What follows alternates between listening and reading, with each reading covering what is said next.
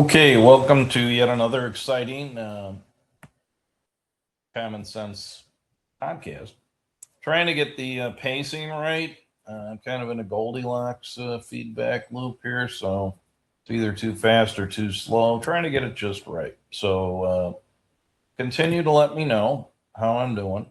Um, Obviously, I'm a writer by trade, not a podcaster, although I've done one before, and I'm trying it again. So the title of this one is America really turning socialist? And I've got a fascinating poll to talk about because it's one of those surveys that makes almost everybody uncomfortable, especially me. CNBC just released its latest All American Economic Survey, and buried inside it was a result that immediately got my attention. According to the poll, more Americans say they would be willing to vote for a candidate who labels themselves as a democratic socialist than they would for a candidate who identifies as MAGA or who is endorsed by Donald Trump. So let's unpack what this poll actually says and, more importantly, what it doesn't. The survey questioned 1,000 registered voters between July 8th and July 12th, so it's only 6 days old. Very fresh information. And here's the headline: 32% said they'd be more likely to vote for a candidate who describes themselves as a democratic socialist, which is bad enough, but that is greater than the 29% who said they'd be more likely to support someone endorsed by Donald Trump, and only 27% who said they'd be more likely to support a candidate who identifies with the MAGA movement. Now, of course, this is in general elections, not in primaries. In primaries, Trump is very influential, almost decisive. Now, here's the important part that many headlines gloss over. A majority of viewers viewed every one of those labels negatively. 50% said they would be less likely to vote for a democratic socialist, which is good. We're still at least at a tipping point. But 52% said they'd be less likely to vote for someone endorsed by Trump, and 57% reacted negatively to the MAGA label. So it's not a story about overwhelming enthusiasm on either side. It's more a story about which political brand is currently viewed as slightly less unpopular. So it's kind of a pox on both their houses type of a story, if you think about it. The more interesting numbers weren't actually about the candidates, they were about ideas. And that's where I try to live, not uh, candidates, politicians, and not parties, but policies. Thankfully, capitalism is still viewed by favorably by half of the country, but only half. Socialism is viewed by fewer than that, 28%. So capitalism still wins by a comfortable margin. But here's what's changed. Back in 2024, which is only 2 years ago, only 18% viewed socialism positively. Today, it's 28. That's a 10-point increase, which means that our DSA neighbors are doing a hell of a lot better job than we are in marketing their idea, which is a real problem. Whether that reflects changing attitudes, definitions, or frustrations with the economy is something worth discussing, because words like capitalism and socialism mean very different things to different voters. Some people hear socialism and think about Denmark. Others hear socialism and think about Venezuela or Cuba or the Soviet Union or China, and those aren't remotely the same thing. If you ask the Danish whether they're socialists, they will tell you in no uncertain terms they're not. They'll say that they're capitalists with a very robust safety net, which is something I think we're all going to have to get used to as a way to more or less nip the DSA agenda in the bud.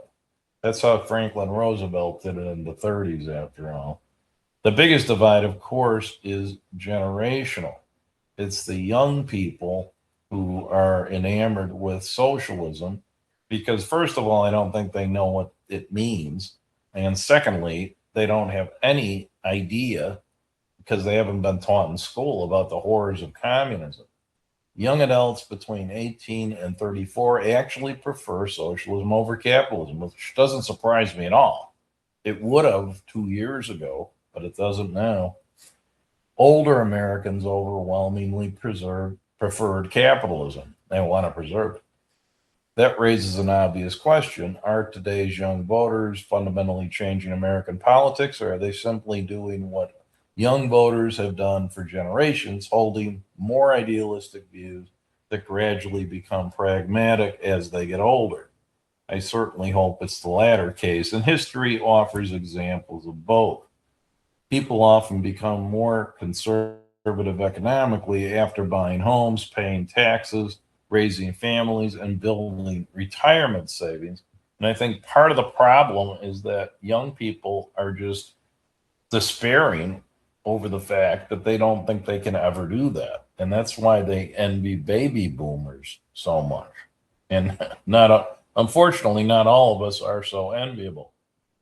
But generational shifts can also last. Nobody knows which of these we're watching today, and that's why things are always interesting.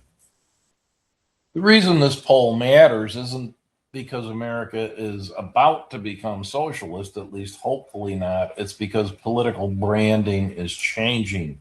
Democratic socialist candidates have now won several Democratic primaries, as we know, in New York. And now there's a gubernatorial race in Wisconsin. They may end up with the DSA mayor, or rather, governor. Whether these candidates ultimately win general elections is another question entirely. They certainly will in New York. I mean, the Republican Party is extinct, but they're clearly influencing the conversation inside the Democratic Party, which in my mind is the most dangerous thing. They pulled Biden to the left during his reign, and that resulted in the immigrant crisis we've got and the deficit crisis and debt crisis we've got. And that's the same thing that's going to happen if they take over Congress and if they take the White House in 29. Meanwhile, Republicans continue to frame many Democratic candidates as socialists. Well, of course, they're socialists, but communists is the more harsh branding, in spite of how they describe themselves. Well, they lie, So I think that the Republicans and Trump are right to label them as communists because they're just rebranded communists. That's all they are. That means both parties are increasingly fighting over the same word, but defining it completely differently.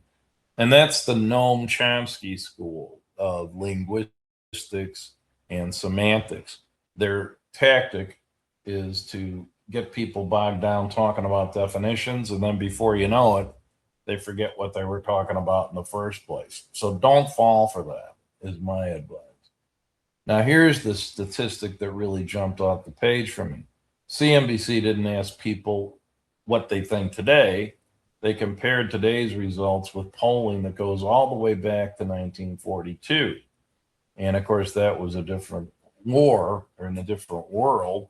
We had just entered World War II. We were fighting fascism, and the country was united then because even the communists and socialists in this country were united in the fight against Nazism because the Soviet Union was at war with Germany, of course.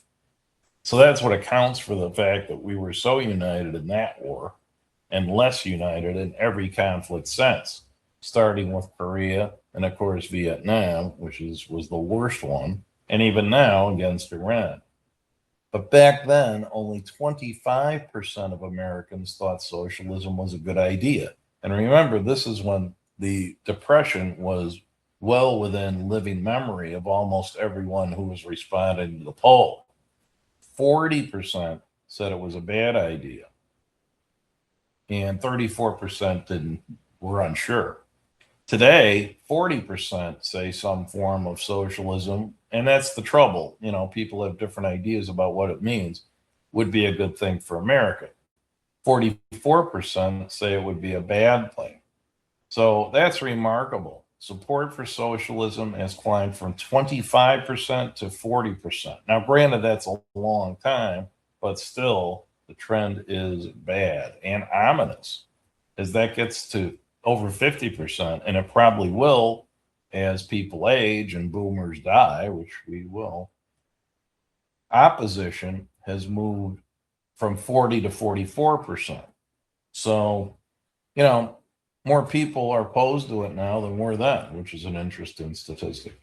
The gap between supporters and opponents has shrunk from 15 percentage points to just 4. That is a profound change in public opinion over the course of 8 decades.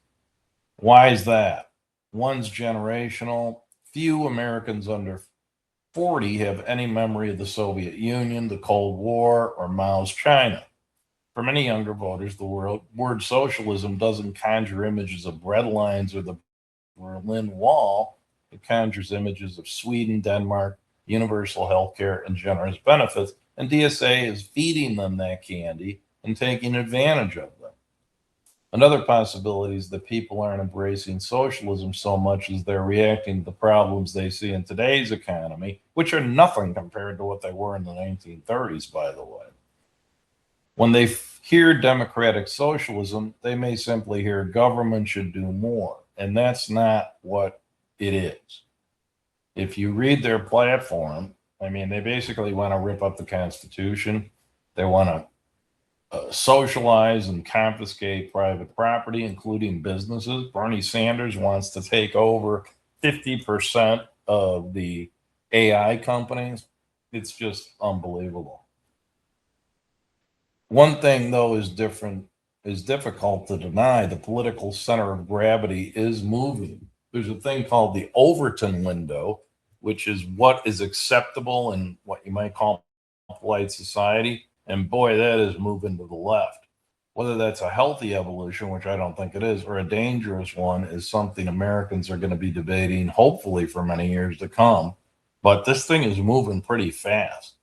And what I'm afraid of is it's going to shift rapidly and radically. And I think that's what we have to resist. Is this mostly a reaction to economic frustration, or are Americans using the same word to mean completely different things? I think it's the latter. But you let me know, as a paid subscriber, and that's all this is going to, you can comment.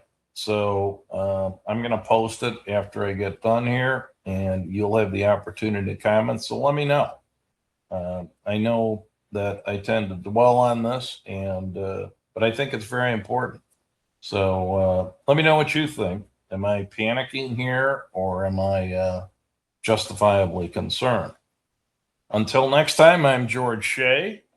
Thank you so much for your support. It really helps. I'm getting up to 300 subscribers here, so we are getting new subscribers. And you can help by sharing anything I write. I've mentioned in the print version of this or the text version how to do that. At least that's how it looks on my iPhone. But I always put a share button in, which you just click that and it goes to everybody on Substack. And I appreciate your doing that and also there's a little like button that I put in, or that shows up on my phone, I should say. Probably shows up on everybody. It's a little heart outline on the left. So if you like what I write or speak, in this case, click that heart button. So like it and share it. And if you can forward it to your friends on other social media like Facebook, that's a great help too. So with that, I'll close out. Have a great day. Enjoy the weekend, although it's hot and humid here.